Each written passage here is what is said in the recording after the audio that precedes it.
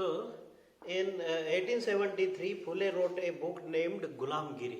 So, this was the major milestone in the history of reform, where Mahatma Phule has in written script brought the tyrannical traditions, the conditions of lower caste, Dalits, Shudras, Ati Shudras, the view of society towards them, everything was written, kept in this book in written format. Gulamgiri means slavery. And some 10 years before this, the American Civil War had been fought, leading to the end of slavery in America. Just after the 10 years of American slavery ended, there came the book of Gulamgiri of Mahatma Jyotiba Phule. And as the example shows, Phule extended his criticism and caste system to argue against all the forms of inequality. He was concerned about the plight of upper caste women, the miseries of labor and humiliation of lower caste. So he advocated about everything, even the upper caste women's condition and the lower caste people. So this movement for caste reform was continued in the 20th century by other great Dalit leaders like Dr. Babasaheb Ambedkar in Western India and E.V. Ramaswamy Naikiyar in South India. Okay. In the northern part of India and in the western part of India, Dr. B.R. Ambedkar was there to continue the movement, and this happens. Now, there came with Dr. Babasaheb Ambedkar, there comes one more point, that is who could enter the temple. And see, as the Ambedkar was born in Mahar family, as a child he experienced that what caste prejudice meant in everyday life. In school he was forced to sit outside the classroom on the ground and not allowed to drink water from the taps that upper caste children used. After finishing school, he got a fellowship to go to US for higher studies. On his returns to India in 1919, he wrote extensively about upper caste power in contemporary society.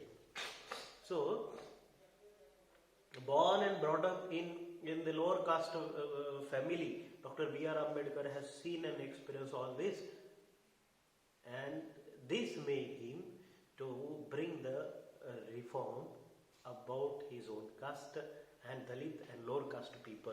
So after 1999, when he was fully known as a learned fellow, when he returned, he started his work in reforms, social reforms.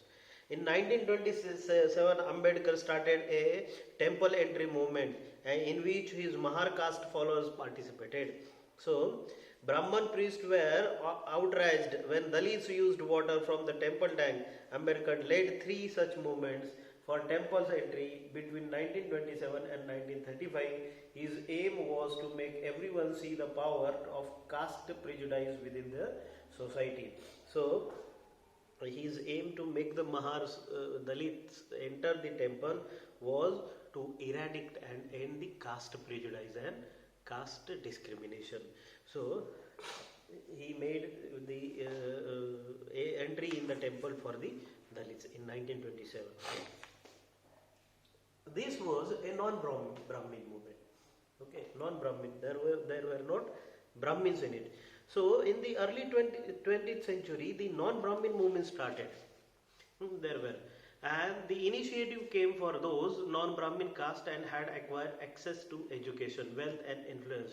They argued that Brahmins were heirs of Aryans invaders from the north who had conquered southern lands and from the original inhabitants of the region, the indigenous Dravidian races.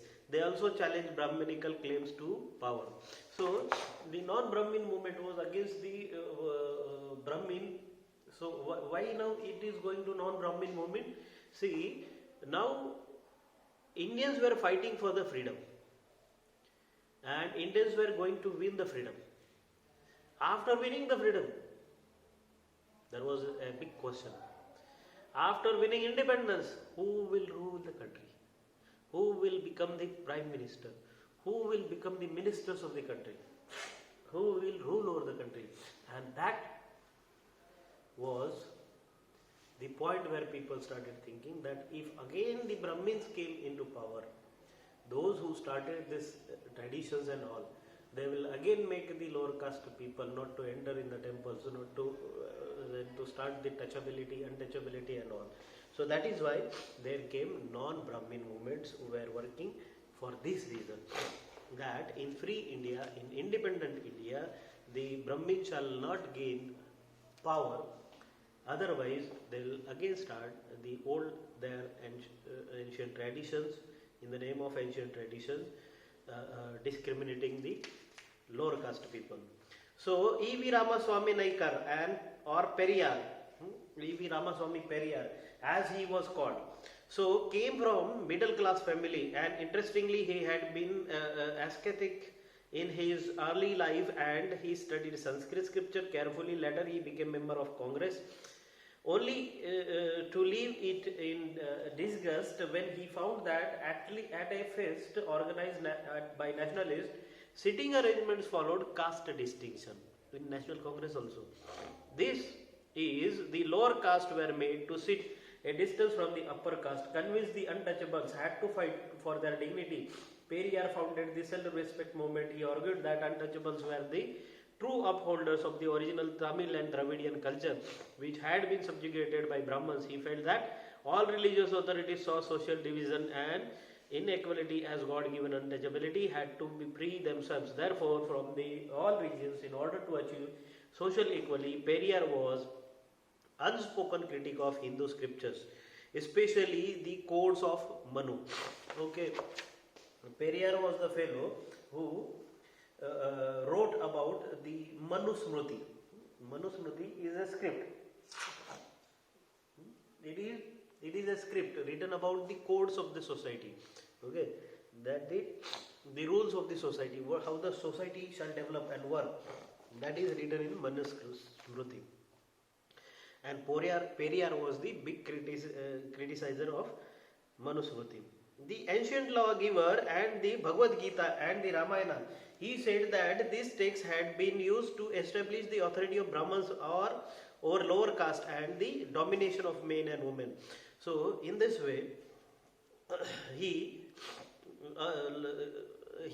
he did, assertion did not unchallenged. He forcefully speeches, writings, movements of lower caste and rethinking of some self-criticism among the upper caste nationalism leaders. But Orthodox Hindu society also reached by founding Sanatan Dharma Sabha and Bharat Dharma Mahamandal in the north, and association like Brahman Sabha in Bengal. So when these people, reformers, were starting the sabhas, the discussion points, Arya Samaj, Brahmo Samaj, Prarthana Samaj, Satyashodak Samaj, at the same time Brahmins were also forming the Sanatan Dharma Samaj, Bharat Dharma Mahamandal and Brahman Sabha. So these sabhas were being established by Brahmins, and they were also working for their future plans. So debate and struggle over the caste continued beyond the colonial period and are still going on in this independent time also. So this is how the women and the caste reforms were going on in the 19th and 20th century in India.